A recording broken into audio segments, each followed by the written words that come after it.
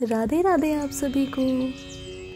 हम कहीं जन्म लेते हैं, जन्म के उपरांत कई संबंध एकदम परिवार जैसे हो जाते हैं, फिर विवाह के बाद एक परिवार मिल जाता है। क्या ये पूर्व से निर्धारित होता है, अर्थात इसको पूर्व जन्म बोले या प्रारब्ध? या नहीं, पूर्व का जो हमारा कर्म संस्कार है वही प्रारब्ध बनकर हमको जन्म दिलाता है, वही हमको सारे संबंध दिलाता है पूर्व जन्म के। और इसके बाद धर्म से विपरीत जो व्यभिचार होता है वो नवीन कर्म होता है। जैसे हमारा पाणी ग्रहण संस्कार हुआ, हम अपने पति को प्राप्त हुए, अब इसके बाद हम पर पुरुष का, तो ये हमारा नवीन कर्म है, ये पाप कर्म है, ये हमारी दुर्गति कराएगा।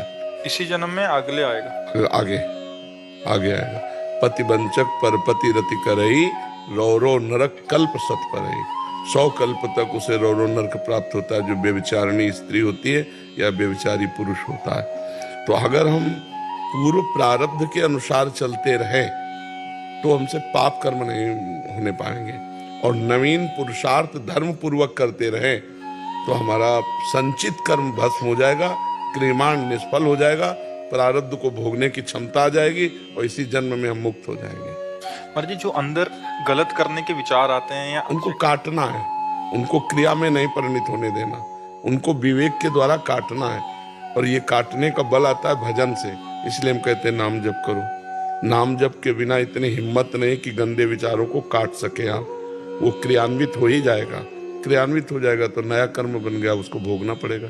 मर्जी प्रारब्ध प्रेरित नहीं करता, प्रारब्ध केवल प्रेरणा कर सकता है, क्रिया नहीं करवा सकता। जो आगे जो हमारी जनरेशन आएगी जैसे, तो क्या वो भी प्रारब्ध है या पहले से तय है? हाँ, पहले से तय है। हाँ, पहले से तय है। संतान होगी कौन? हाँ, कैसी होगी ये भी तय है, कैसी होगी, कैसे स्वभाव वाली होगी, कितना स्वास्थ्य ठीक होगा, कितना स्वास्थ्य खराब होगा, ये सब होगी, कितने दिन टिकेगी, ये भी प्रारब्ध में है जी। महाराज जी, आपने एक बार एकांतिक वार्तालाप में प्रश्न किया था कि आपके जाने के बाद केलीगुंज का क्या होगा, तो आपने कहा था कि वैसे ही रहेगा, तो आपने कहा था कि 100% तो नहीं रहेगा, सेम टू सेम। तो महाराज जी, जीवित गुरु के बिना भी हमारी लाइफ कैसे हो जाएगी? हाँ, ये तो मतलब आप तो मान लो गृहस्थी में आपके तो कोई है भी, ऐसे सैकड़ों बच्चे हैं जिनके केवल हम ही हैं, जिन्होंने घर परिवार सब त्याग कर विरक्त वेश ले लिया है। तो उनके लिए प्रश्न तो बहुत ही कड़वा है कि अगर हमारे बिना उनका कैसे रहना होगा। हम बात नहीं करते लेकिन वो देखकर ही जीवित है।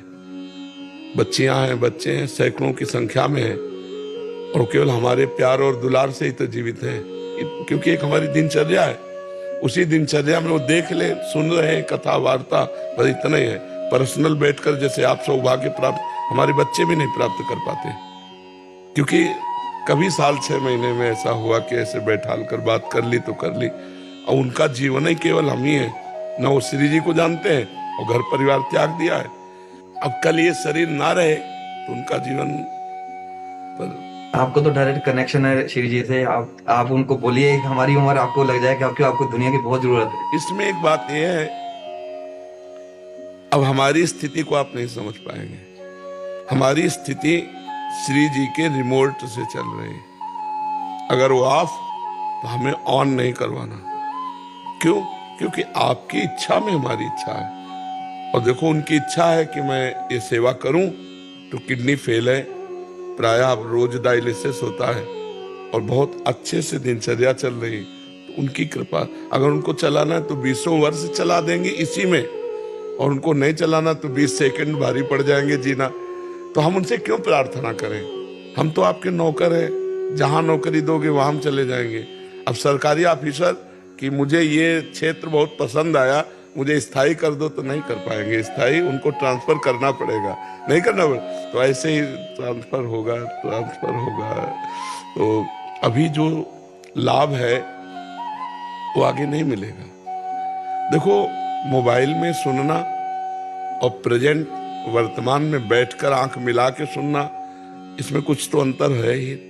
क्यों है? नहीं, हम आपसे प्यार से जो बात कर रहे हैं, आप हमारे सामने जो देख रहे हैं, इसमें जो आपके ऊपर प्रभाव पड़ रहा है वो कल हमारी अनुपस्थिति में मोबाइल से उतना नहीं पड़ेगा।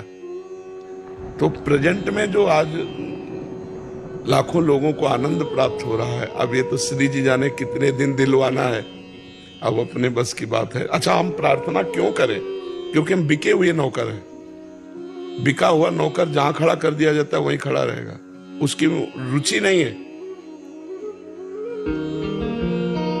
अब हम जो कर रहे हैं हमारे बस की बात थोड़ी है कि वो करवा रहे हैं इसलिए हो रहा है। अगर वो बंद करवा दे तो अभी कल से बंद हो जाए, हमारी सामर्थ्य नहीं है।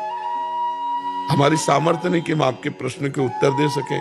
कक्षा 9 पढ़े, हम कहीं आचार्य डिग्री ये सब कुछ लिया नहीं जाके। शरीर अस्वस्थ है, किडनी फेल है दोनों, ये सब कुछ अलौकिक हो रहा है। तो उनको अगर आपको लाभ दिलाना है तो वो दिलवाती रहेंगी। कब तक? अभी है नहीं। देखो, भगवान भी अवतरित हुए श्री कृष्ण चंद्रजू तो 125 वर्ष में अंतर्ध्यान हुए। इस लोक का नाम मृत्यु लोक है। यहाँ जो भी जन्म लेगा उसको मरना पड़ेगा, उसको शरीर छोड़ना पड़ेगा, चाहे जितना आप चाहो, पर वो भगवान का विधान होता है। जितने दिन जीना है उतने दिन जीना, इसके बाद तो जब तक हैं तब तक लाभ ले लो। और एक शिफाली जी हैं, वो कह रही हैं कि महाराज जी आपसे प्रार्थना है कभी भी जाने की बात ना किया करें, बहुत दुख होता है। चाहे जो बात करें पर ये बात मत करें। एक तो हमने सारा ज्ञान दूर से हो जाता है। हाँ, ज्ञान काम नहीं करता क्या? अच्छा, जाने की बात इसलिए करते रहते हैं कि तैयारी रखो इस बात को भी झेलने की, सहने की। नहीं, अचानक नहीं सह पाओगे। हम जैसे हमसे कोई ज्यादा प्रियता की बात कहता है, हम एक टेबलेट ही जरूर दे देते हैं कि अभी जो हमारी बात मान लो, नहीं कल हम आपको बात बताने के लिए नहीं रहेंगे। बोले ऐसी बात ना करो, सत्य बात है, इस बात को समझो। ट्रांसफर होगा, कागज तैयार हो चुका है, अब तिथि तारीख जब भर देंगे तो तुरंत ट्रांसफर हो जाएगा। ये शरीर छूटेगा, दूसरा शरीर मिलेगा, श्री जी की सेवा में पहुंच जाएंगे। तो ये भी उन्हीं की सेवा हो रही, वहां भी उन्हीं की सेवा होगी। अब ये जरूर है कि ये असहनीय विषय है। जैसे अपने गुरुदेव से वियोग होना, उनकी छत्र छाया प्रगट में हट जाना, इसमें कोई ज्ञान नहीं काम करेगा, हमारा नहीं करेगा, आपका क्या बात है। जैसे हमारे गुरुदेव हैं तो हमारे सर्वस्व है, आंख मिला दी, मुस्कुरा दिए तो ऐसा लगता है कि सब कुछ मिल गया। अब वो पता चले वो अंतर ध्यान हो गए तो जीवन का मतलब अस्तित्व ही किस बात का रह गया, उन्हीं से हम हैं। आज मैं ब्रजवासी हूँ, मैं पहले भी आया था आपके पास में, तो मन संतुष्ट नहीं रहता था मेरा। तो आपने बोला था कि श्री जी का चिंतन किया करो तो बड़ा आनंद आता है। आपने बोला था कि मेरे को बताइएगा जब आप आएंगे। जी जी। तो मेरा एक प्रश्न है महाराज जी कि सत्य और असत्य, सत्य तो जीतता है और असत्य धीमी गति, सत्य धीमी गति से क्यों चलता है? हाँ, सत्य धीमी गति से इसलिए चलता है कि वो बहुत काल तक चलता है, और असत्य एकदम फास्ट इसलिए चलता है कि उसको फ्यूज होना है, उसको नष्ट होना है, इसलिए उसकी गति ही रखी गई। धीमी गति से चलेगा और क्रम बाई क्रम उन्नति को प्राप्त होता चला जाएगा। वो उसकी उन्नति स्थायी होगी, और जो असत्य होगा फटाफट उन्नति को प्राप्त होगा, क्योंकि उसका नाश होना है, उसका पतन होना है। सिद्धांत है। बल्ब जो अपनी औकात भर जलेगा ना, वो फ्यूज नहीं होगा, औकात से ज्यादा होगा तो फ्यूज हो जाएगा। हाँ, ये सिस्टम है, ये सिस्टम है। तो अधर्मी पुरुष पापाचरण करने वाला, उसके जो पुण्य है उसके फटाफट पुण्य नष्ट कराए जाते हैं, क्योंकि उसको दंड देना है।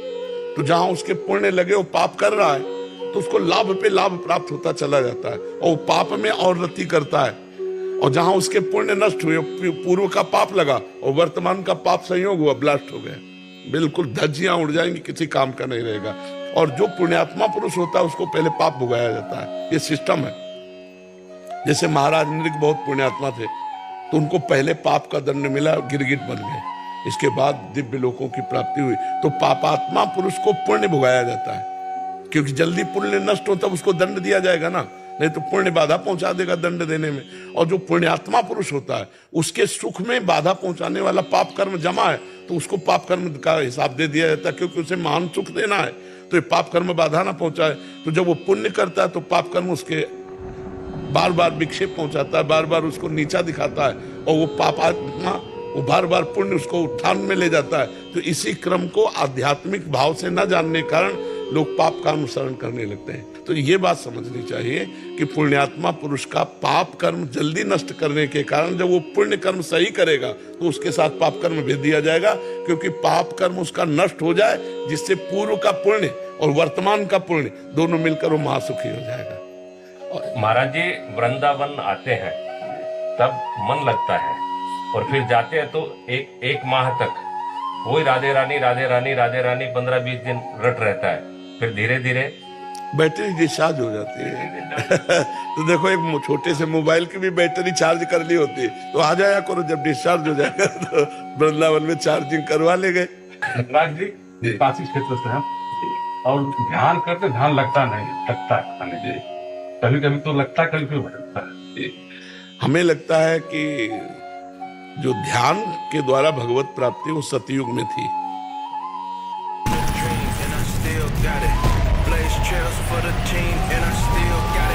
यज्ञ के द्वारा त्रेता में थी, पूजा के द्वारा द्वापर में थी, और कलयुग में केवल भगवान नाम जप और नाम कीर्तन से। कृतयुगे ध्यायते विष्णु त्रेतायाम यजते मखई द्वापरे परिचर्यायाम कलो तद्धर कीर्तनात्। भगवान का नाम जप करो यार, नाम का ध्यान करो और नाम जप करो। जैसे राधा, तो राधा आंखों के सामने लिखा, अब इसी का हम ध्यान कर रहे, राधा राधा राधा, पक्की भगवत प्राप्ति है। कलयुग केवल नाम आधारा, सुमिर सुमिर नर उतरे पारा। और इसी का ध्यान करोगे, फिर इस जगह जब रूप आएगा तो स्वाभाविक ध्यान होने लगेगा। नाम जब करते हैं तो फिर ये गुरु मंत्र पहले लेना पड़ेगा या हम निरंतर इसको जब? अब जब हम राधा कह रहे हैं तो ये मंत्र नहीं है क्या, तो परा विद्या है, मान लो ना। गुरु मंत्र का मतलब काने में देने से थोड़ी होता है, जिस संत की जो बात हम मान ली गुरु मंत्र हो गया। अरे राधा राधा और राधा कृष्ण दोनों का सेम ही महत्व है।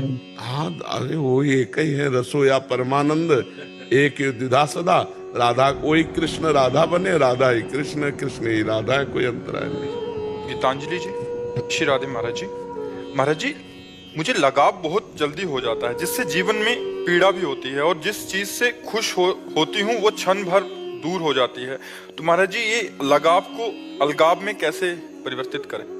उसी को शास्त्रीय भाषा में राग कहते हैं। शास्त्रीय भाषा में जिसे तुम सहज भाषा में लगाव कहती हो, उसे शास्त्रीय भाषा में राग कहते हैं, और जिसे तुम अलगाव कहती हो उसे वैराग्य कहते हैं।